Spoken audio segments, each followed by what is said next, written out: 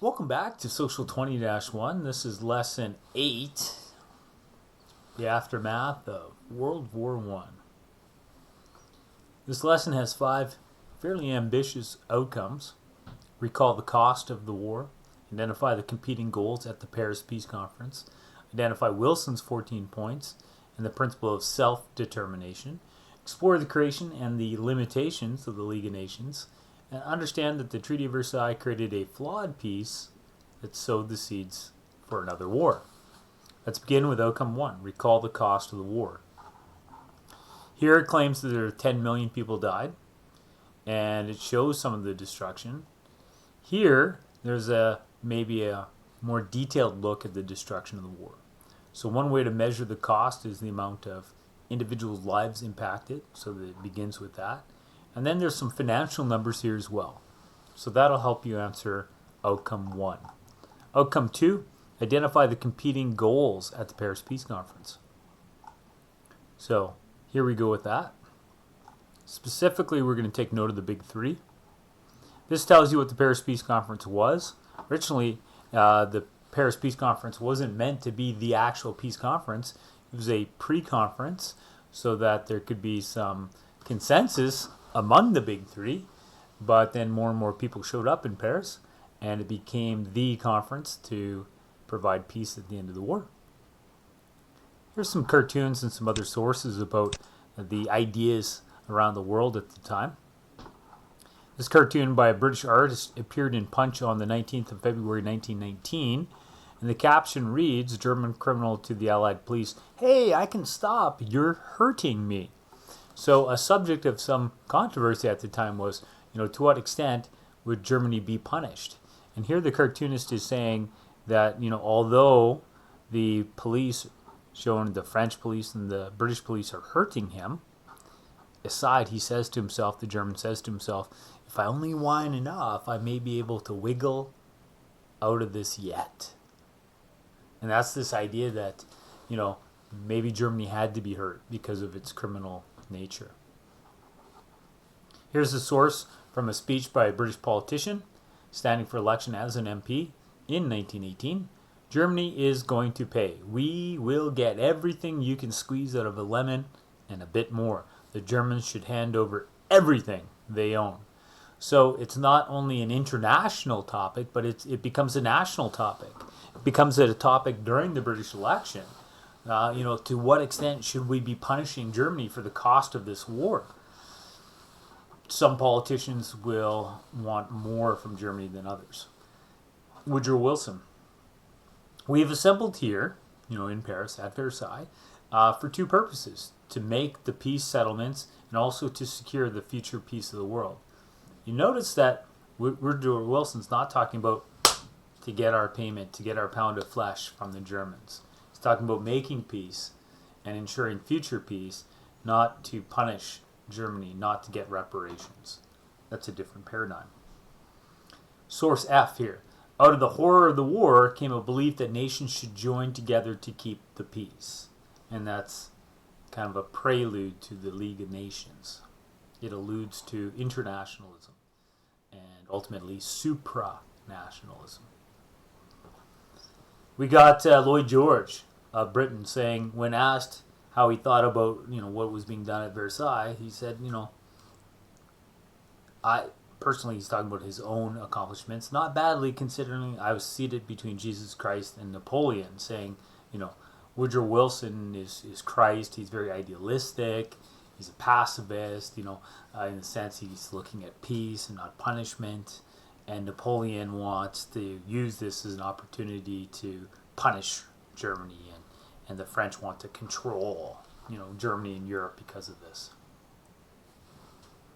So there we have the big 3, Clemenceau of France, Wilson of America, and Lloyd George of Britain. Sometimes we might talk about the big 4, and they'll include Orlando of Italy. All 3 men wanted to stop a war ever happening again, but they did not agree on how to do it. They wanted different things from the peace, and they did not get on with each other well.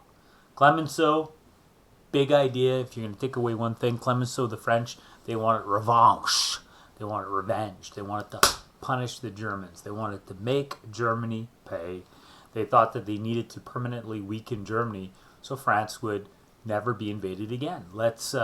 World War I wasn't the first conflict between these two. Even the Franco-Prussian War is in the recent memories of the French. We have David Lloyd George, Prime Minister of Great Britain. He said he would make Germany pay because he knew that was what the British people wanted to hear, and he is an elected leader. He knows he needs to placate what the people want. He wants justice, but he did not want revenge. He said that the peace must not be harsh. That would just cause another war in a few years. And he's definitely correct about that. He tried to get a halfway point, a compromise between Wilson and Clemenceau. He also wanted to expand the British Empire. He wanted the British control the seas and increase British trade as a result of the war. There's an assortment of other quotes here that you can look at as well. Some very excellent quotes, by the way. And then we have Wilson's 14 points. There's a quick video that will take you 4 minutes to summarize them. We also have them listed here. So watch the video and then look at the list. Now, the list is fairly ambitious and in sometimes very specific limitations on Turkey, the establishment of an independent Poland. You might be asking yourself, how much of this do I need to memorize? The key concept is his support for this idea of self-determination. That if there's a group of people that would like to determine for themselves their foreign and domestic policies, then they should be seen as an independent nation.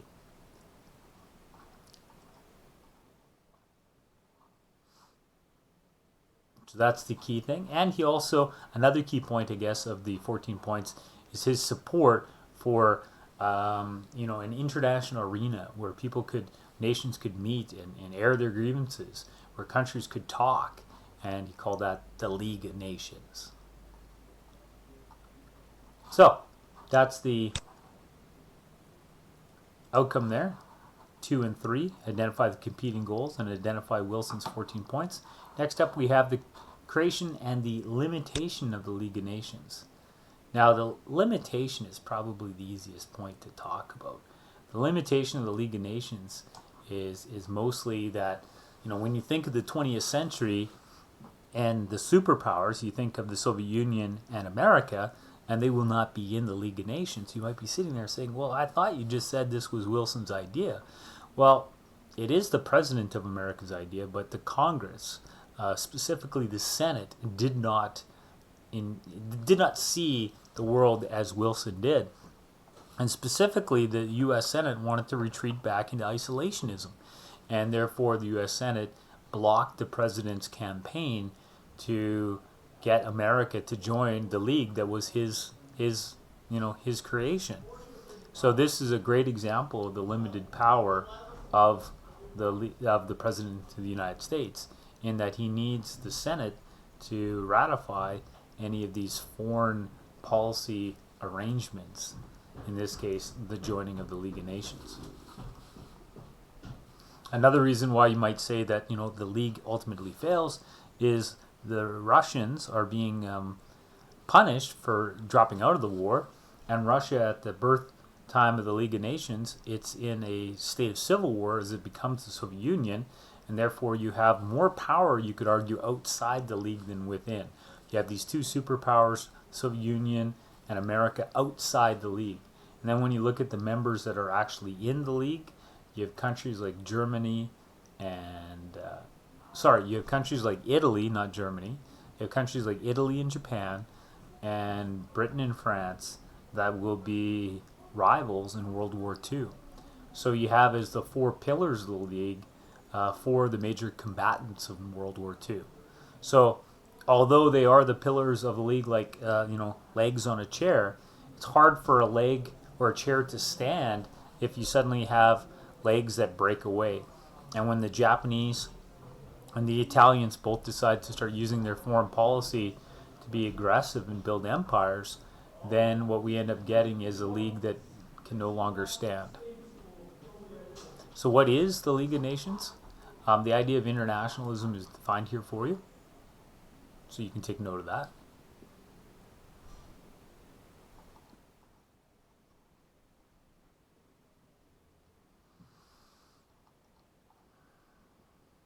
Next up, what is the Treaty of Versailles, and how does the Treaty of Versailles sow the seeds for another war?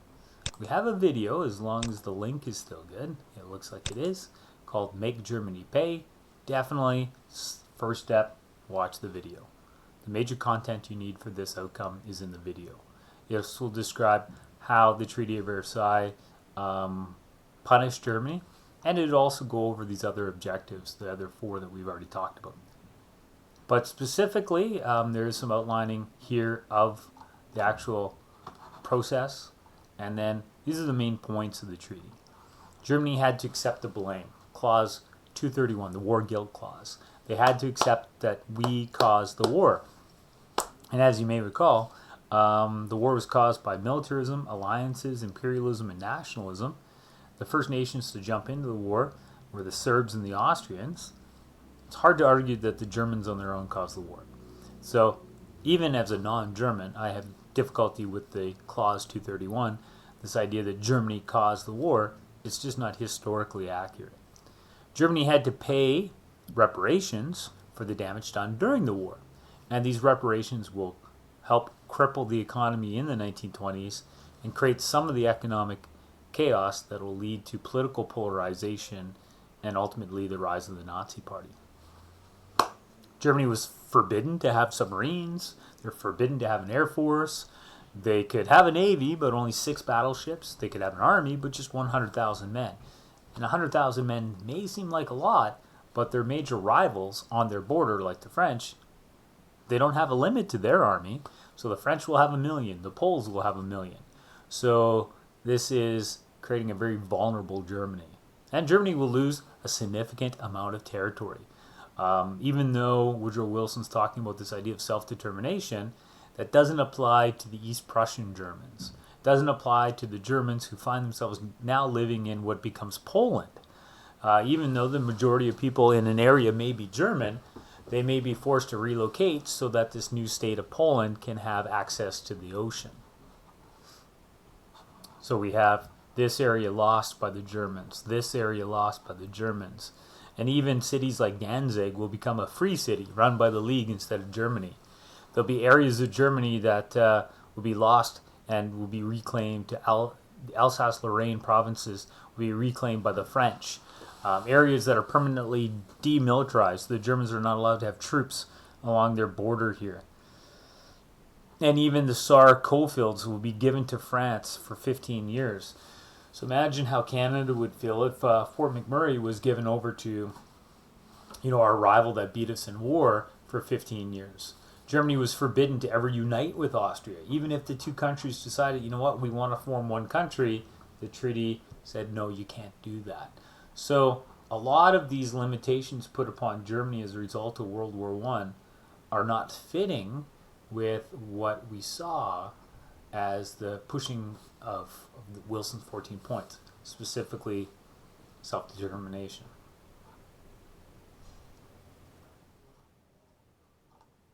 So the German reaction to this Paris Peace Conference, that they're betrayed, that they're being executed, that the German reaction, it's going to actually sabotage the very infantile Weimar Republic.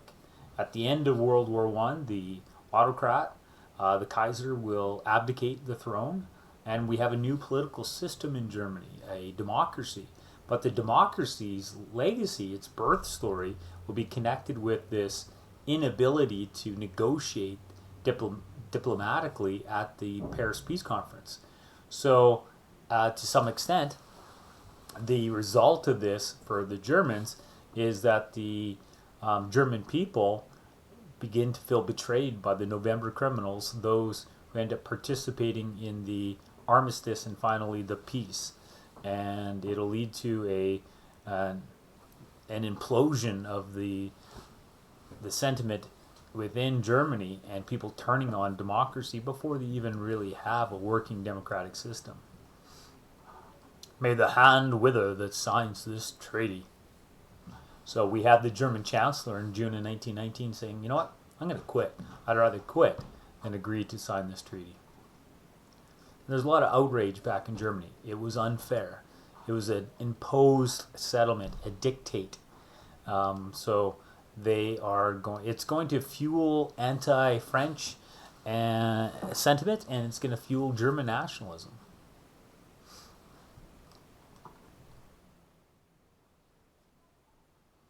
So the Germans hated the treaty. They said they were not to blame for the war. The soldiers sent to sign the treaty refused to sign it, to say such a thing would be a lie. Clause 231 did not physically harm Germany, but it hurt Germany's pride, right? So our wounded national pride in Germany, the crippled economy with the war reparations. The Germans, before the war, had the strongest military in the world, sorry, and now they hated their tiny army. They said that they were helpless against other countries. So at first they tried to refuse to reduce the army, and the sailors sank their boats rather than hand them over to the Allies. And of course the Germans will hate the loss of territory because they lost 1/10 of their land, and they claimed that the treaty was simply an attempt to destroy their economy, to take away those heartland areas like we saw in the map, key coal fields, right? So these coal fields were given to France. Does seem like their economy is being targeted then, when you think that coal is, at that time, the fuel of the Industrial Revolution. Here's another source that looks at the German perspective at the time. Germany did not pay off the reparations bill until 2010. Repayment was interrupted by Adolf Hitler during his time in power, which delayed the final payment which was meant to be paid by 1996. However, a clause in the agreement said that Germany would have to pay interest on the bill if Germany were ever to reunite, which of course it did in 1990. So sorry, it was delayed until 96 because of Hitler, and then they had to pay more money, interest, because they reunited.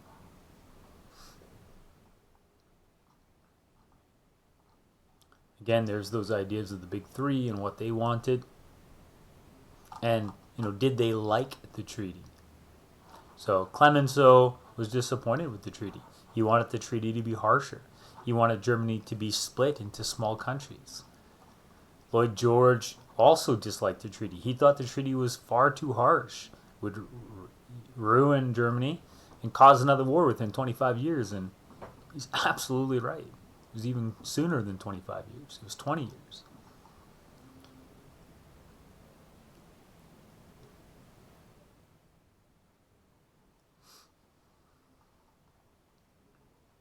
Now, as an aside, there were other treaties happening at this time. It wasn't just a treaty with Germany. There are 4 other treaties made, one with Hungary, one with Bulgaria, one with Austria, and one with Turkey. So Germany wasn't the only combatant, so they had to have other treaties with these other major combatants of the Central Powers. And you can see that the others lost land, the others' armies were reduced, and the others had economic crippling effects as well. So here's that concept of self-determination and the idea of how it applied to German territory. And there's some additional videos there too, if you'd like to learn more.